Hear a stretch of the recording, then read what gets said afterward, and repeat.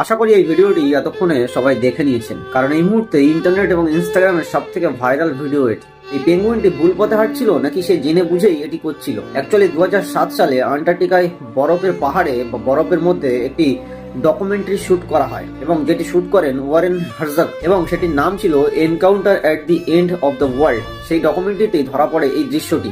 একটি পেঙ্গুইন সে সম্পূর্ণ আলাদা দিকে, উল্টো দিকে যাচ্ছে সমস্ত দলের আর যে পেঙ্গুইনগুলো ছিল তাদেরকে ছেড়ে। সমস্ত পেঙ্গুইন একদিকে যাচ্ছে, মানে সমুদ্রের দিকে তাদের খাবারের খোঁজে, এবং একটা পেঙ্গুইন যে সম্পূর্ণ উল্টো দিকে বরফের পাহাড়ের দিকে যাচ্ছে, মানে যেদিকে গেলে মৃত্যু নিশ্চিত, কারণ সেদিকে না কোনো খাবার ছিল, না কোনো কিছু ছিল থাকার ব্যবস্থা।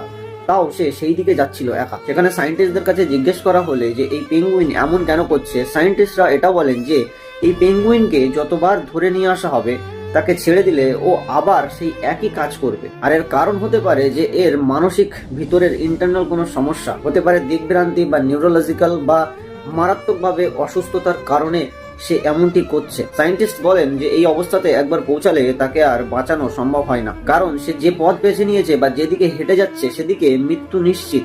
ডকুমেন্টারির পরিচালক ওয়ারেন হার্জাগ এই দৃশ্যটি দেখে একটাই প্রশ্ন করেছিলেন, ওয়াই। এই ভিডিওটি দেখে অনেকের মনে অনেক রকম প্রশ্ন জাগছে বা অনেকে অনেক রকম ভেবে নিচ্ছে, নিজেদের সঙ্গে রিলেট করছে। কারণ এখানে পেঙ্গুইনটি কি করেছে যে সবাই যেদিকে যাচ্ছে সেদিকে না গিয়ে সে একা একা জীবন বেছে নিতে পছন্দ করেছে। এই জন্যই অনেকে নিজের সঙ্গে রিলেট করছে, অনেক কিছু ভাবছে। আপনি এটি দেখে কি ভাবছেন? আপনার কি রায়? আপনি কমেন্টে লিখে যান অবশ্যই। এই পেঙ্গুইনটি এমন কেন করছে? আপনার কি মতামত? অবশ্যই কমেন্ট করুন।